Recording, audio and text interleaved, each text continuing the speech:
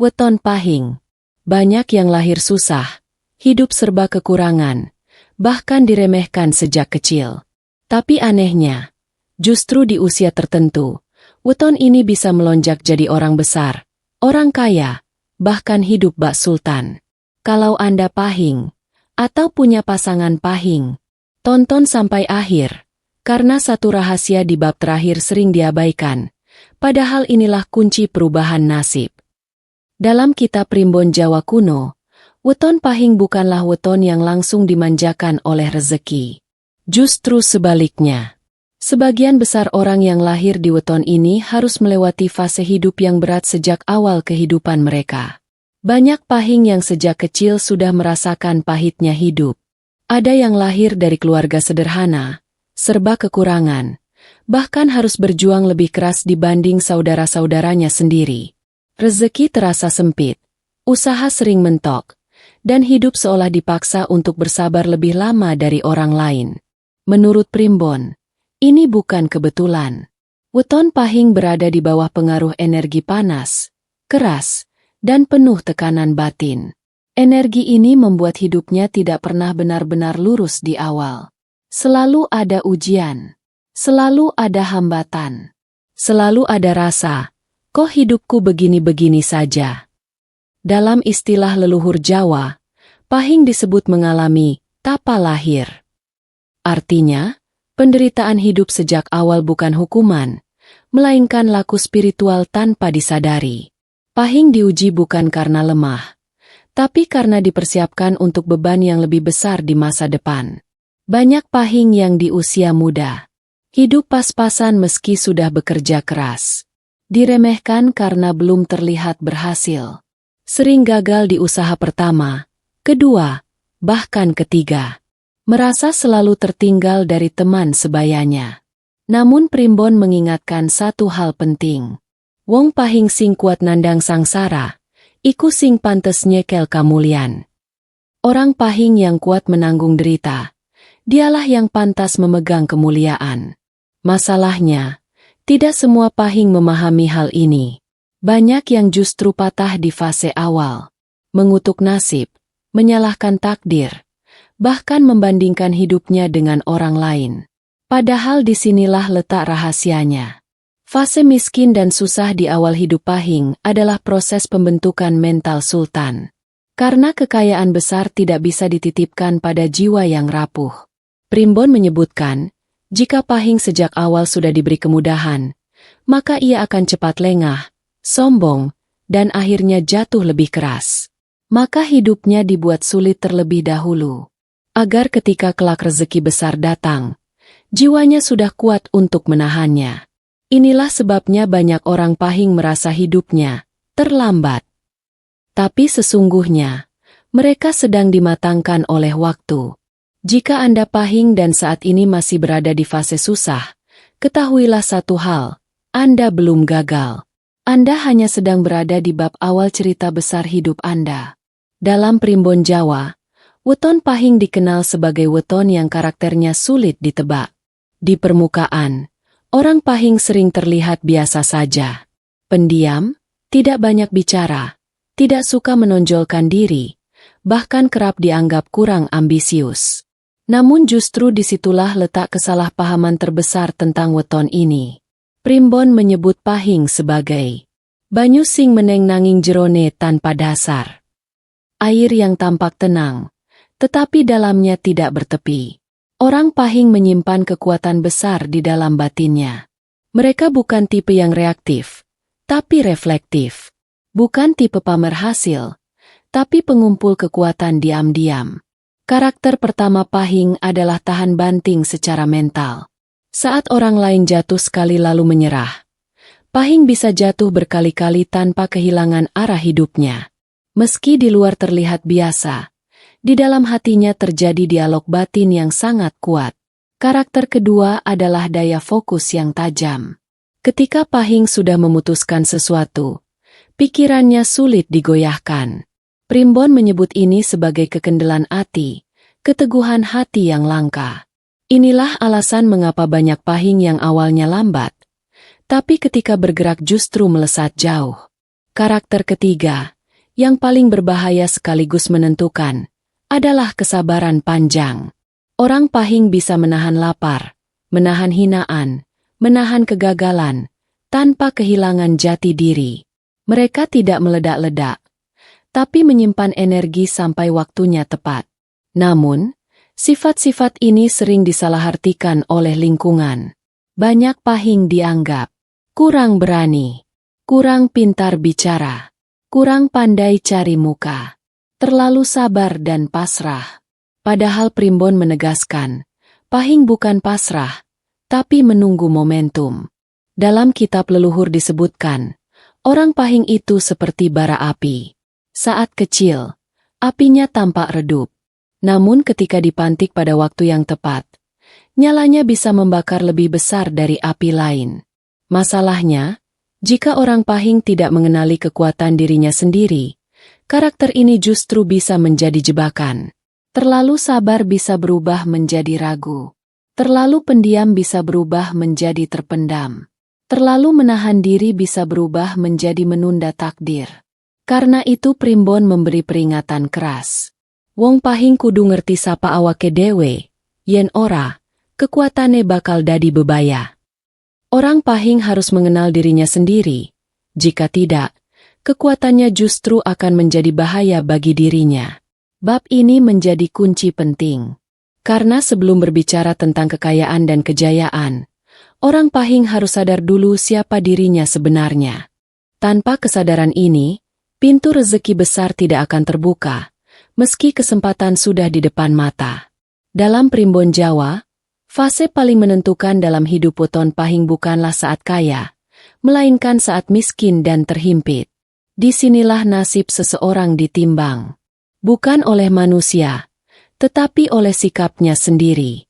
Primbon menyebut fase ini sebagai waktu peteng, masa gelap yang harus dilewati tanpa kepastian kapan akan berakhir. Pada fase ini, hidup Pahing seolah berjalan di tempat. Usaha keras tidak langsung membuahkan hasil. Doa terasa lama dikabulkan. Harapan sering muncul, lalu runtuh kembali. Banyak Pahing di fase ini mengalami rezeki seret meski kerja banting tulang. Hutang datang silih berganti. Usaha gagal tepat saat hampir berhasil. Diremehkan oleh keluarga dan lingkungan. Merasa hidupnya selalu kalah cepat dari orang lain. Primbon menegaskan, ini bukan kebetulan dan bukan kesialan biasa. Inilah ujian penyaringan. Siapa yang layak naik kelas? Dan siapa yang berhenti sampai di sini? Masalahnya, justru di fase inilah banyak Pahing salah langkah. Pantangan pertama Pahing saat miskin adalah iri hati. Saat melihat orang lain sukses lebih dulu, hati Pahing diuji keras. Primbon menyebut, iri adalah racun paling halus yang bisa mematikan jalur rezeki tanpa disadari. Pantangan kedua adalah mengeluh berlebihan. Mengeluh boleh, tapi jika keluhan berubah menjadi kebiasaan, maka energi Pahing akan semakin berat. Leluhur percaya, lisan Pahing memiliki bobot kuat. Apa yang sering diucapkan, itulah yang dipanggil ke dalam hidupnya. Pantangan ketiga adalah meremehkan pekerjaan kecil. Banyak Pahing gagal naik kelas karena merasa, ini bukan rezekiku. Padahal Primbon menyebut, rezeki besar Pahing selalu diawali dari pekerjaan yang tampak remeh. Pantangan keempat yang paling fatal adalah mengkhianati kepercayaan. Sekali Pahing mengkhianati amanah, jalan rezekinya bisa tertutup lama. Karena kekayaan besar tidak akan dititipkan pada hati yang belum jujur. Primbon memberi peringatan keras. Yen Pahing ambruk ning sikap, dudu nasibe sing salah. Jika Pahing jatuh karena sikap, bukan takdir yang salah. Namun jika fase ini dijalani dengan benar, hasilnya sangat berbeda. Pahing yang mampu bertahan akan memperoleh mental baja, intuisi tajam, kepekaan membaca peluang, keteguhan yang tidak dimiliki weton lain. Mereka akan keluar dari fase ini bukan sebagai orang biasa, tetapi sebagai pribadi yang siap memegang rezeki besar. Bab ini adalah gerbang sempit. Banyak yang masuk, sedikit yang keluar. Dan hanya Pahing yang lulus ujian batin yang akan melanjutkan ke fase kejayaan. Dalam Primbon Jawa, setelah fase miskin dan ujian berat terlewati, weton Pahing tidak langsung melonjak menjadi kaya. Ada satu fase penting yang sering tidak disadari, namun justru menentukan segalanya. Fase ini disebut waktu kabukakan lawang, waktu dibukanya pintu takdir. Primbon menyebut, setiap Pahing memiliki satu masa sakral dalam hidupnya. Biasanya datang di usia tertentu, seringkali antara 33 hingga 45 tahun, meski pada sebagian orang bisa lebih cepat atau sedikit terlambat. Di masa inilah, hidup Pahing mulai terasa berbeda. Tanda-tandanya sangat halus, bahkan sering diabaikan. Pahing mulai bertemu orang penting secara tidak sengaja. Mendapat tawaran kecil yang terasa sepele. Mendapat kepercayaan yang sebelumnya tidak pernah diberikan. Melihat peluang yang dulu tidak terlihat. Primbon menegaskan, ini bukan keberuntungan mendadak. Ini adalah hasil akumulasi kesabaran, sikap, dan keteguhan yang dibangun sejak fase sulit. Namun justru disinilah banyak Pahing gagal membaca tanda. Karena pintu rezeki Pahing tidak terbuka dengan suara keras. Tidak ada ledakan keberuntungan. Tidak ada kejutan besar. Yang ada hanyalah kesempatan kecil yang menguji keberanian dan kepekaan batin. Leluhur Jawa menggambarkan fase ini seperti orang yang diberi kunci. Jika tidak sadar bahwa itu kunci, maka pintu akan tetap tertutup meski sudah di tangan. Primbon menyebut, pada fase ini Pahing akan diuji dalam 3 hal. Pertama, keberanian mengambil keputusan. Pahing yang terlalu lama ragu akan kehilangan momentum. Kesempatan tidak akan menunggu. Kedua, kerendahan hati saat mulai naik. Jika di fase ini Pahing mulai pamer, meremehkan orang lain, atau lupa asal-usulnya, pintu akan menutup kembali. Ketiga, kesetiaan pada nilai hidupnya. Banyak Pahing tergoda mengambil jalan pintas. Primbon mengingatkan, rezeki besar Pahing tidak datang dari jalan curang. Jika fase ini dilalui dengan benar, perubahan hidup Pahing mulai nyata. Rezeki memang belum melimpah, tapi arah hidupnya sudah jelas. Langkahnya terasa lebih mantap. Usahanya mulai stabil. Kepercayaan orang lain mulai berdatangan. Primbon menyebut fase ini sebagai awal naik tahta, meski mahkota belum dikenakan. Inilah alasan mengapa banyak orang Pahing terlihat biasa saja di luar. Padahal sesungguhnya mereka sudah berada di jalur sultan, hanya menunggu waktu. Dan bagi Pahing yang mampu menjaga sikap di fase ini, bab berikutnya bukan lagi tentang bertahan hidup, melainkan tentang mengelola kelimpahan. Dalam Primbon Jawa tingkat tinggi, tidak semua weton Pahing ditakdirkan menjadi kaya besar. Semua diberi peluang, tetapi hanya sedikit yang benar-benar diizinkan naik ke puncak. Perbedaannya bukan pada kerja keras, bukan pula pada kecerdasan, melainkan pada laku batin. Leluhur Jawa menyebut fase ini sebagai waktu nyekel banda gede, waktu di mana seseorang diuji apakah pantas memegang kekayaan besar atau tidak. Primbon menegaskan satu kalimat keras. Banda gede ora tahu salah milih sing nyekel. Kekayaan besar tidak pernah salah memilih siapa yang memegangnya.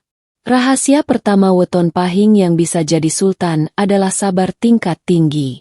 Bukan sabar menunggu, tetapi sabar tidak tergoda saat sudah mampu. Banyak Pahing gagal justru saat rezeki mulai naik, karena ingin cepat diakui, ingin cepat terlihat, ingin cepat dipuji.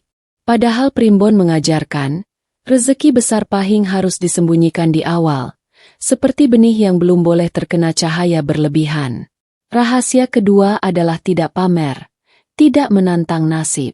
Leluhur percaya, pamer bagi Pahing bukan sekadar kesombongan, tapi undangan bagi energi buruk. Itulah sebabnya banyak Pahing kaya yang tetap hidup sederhana, berbicara rendah, dan tidak suka sorotan. Rahasia ketiga adalah sedekah di hari Pahing. Ini adalah laku penting yang sering diremehkan. Primbon menyebut, sedekah di hari weton sendiri adalah bentuk penguncian rezeki. Bukan soal besar kecilnya jumlah, tapi ketulusan dan konsistensi. Rahasia keempat adalah menjaga lisan, terutama kepada orang tua dan pasangan. Lisan pahing memiliki bobot doa. Ucapan kasar, sumpah serapah, atau durhaka bisa menjadi penghalang rezeki yang sangat kuat. Rahasia kelima dan paling sakral adalah menghormati leluhur dan asal-usul. Primbon percaya, weton pahing memiliki ikatan kuat dengan garis leluhur. Orang pahing yang melupakan asalnya, sombong terhadap keluarga, atau malu dengan masa lalunya, akan sulit mempertahankan kekayaan. Jika semua laku ini dijaga, maka perubahan hidup pahing akan sangat nyata. Rezeki tidak lagi datang satu-satu, tetapi mengalir. Kesempatan datang berlapis. Orang lain mulai membuka jalan tanpa diminta. Di titik ini, Primbon menyebut pahing sudah duduk di kursi sultan, meski belum semua orang melihatnya. Namun ada peringatan terakhir. Sing wis tekan dhuwur, aja lali carane munggah. Yang sudah sampai di atas, jangan lupa bagaimana dulu ia naik. Karena sultan sejati bukan yang paling kaya, tetapi yang mampu menjaga kekayaannya tanpa kehilangan jiwanya. Dalam Primbon Jawa, perjalanan hidup weton pahing ditutup dengan satu pesan besar yang tidak boleh disalahpahami. Bahwa takdir memang memberi jalan, tetapi bukan takdir yang menentukan akhir cerita. Akhir cerita ditentukan oleh sikap. Leluhur Jawa mengingatkan, pahing bukan weton yang dimanjakan oleh nasib. Ia ditempa, diuji, dan dipaksa memahami arti sabar, rendah hati, serta kesetiaan pada nilai hidup. Karena itu, ketika rezeki besar datang, pahing tidak boleh berubah menjadi pribadi yang lupa diri. Primbon menuliskan kalimat penutup yang sangat tegas. Sapa sing ngalah lan eling, bakal dijunjung dening nasib. Siapa yang mampu mengalah dan selalu ingat diri, akan dijunjung oleh nasib. Pada fase akhir ini, pahing dihadapkan pada ujian paling halus, ujian menjaga diri saat sudah mampu. Banyak yang berhasil naik, tetapi sedikit yang mampu bertahan. Bukan karena kurang pintar, melainkan karena lupa pada laku awal. Primbon menyebutkan beberapa kesalahan akhir yang sering menjatuhkan pahing. Merasa semua hasil murni karena usaha sendiri. Menganggap remeh orang yang masih berjuang. Melupakan orang tua, guru, dan leluhur. Terlalu mengejar pujian, lupa pada makna. Padahal, kekuatan pahing justru terletak pada kesadaran diri. Ia tahu bagaimana rasanya hidup susah. Ia tahu pahitnya diremehkan. Ia tahu gelapnya fase tanpa kepastian. Karena itulah, jika pahing mampu menjaga empati dan kebijaksanaan, kekayaannya akan awet, pengaruhnya akan luas, dan hidupnya akan tenang. Primbon menegaskan, sultan sejati bukan hanya yang punya harta, tetapi yang menjadi penerang bagi sekitarnya. Di titik ini, pahing tidak lagi mengejar bukti, tidak lagi sibuk menunjukkan hasil. Ia bekerja dengan tenang, memberi tanpa banyak bicara, dan melangkah tanpa gaduh. Inilah puncak perjalanan weton pahing. Dari hidup yang serba kekurangan, menjadi pribadi yang matang, dan akhirnya mencapai kemuliaan yang tidak mudah digoyahkan. Jika Anda pahing dan masih berada di fase sulit, jangan putus asa. Setiap bab hidup Anda sedang disusun. Dan jika Anda sudah mulai naik, jangan lengah. Karena nasib bisa mengangkat, tapi sikap bisa menjatuhkan. Primbon menutup kisah pahing dengan pesan sederhana namun dalam. Sing sabar ing wiwitan, bakal mulia ing pungkasan. Yang sabar di awal, akan mulia di akhir. Jika Anda weton pahing, tulis pahing di kolom komentar. Kalau Anda ingin saya bahas amalan khusus atau hari keberuntungan pahing, tulis mau. Jangan lupa like, share, dan subscribe. Karena satu video bisa jadi pengingat jalan hidup Anda.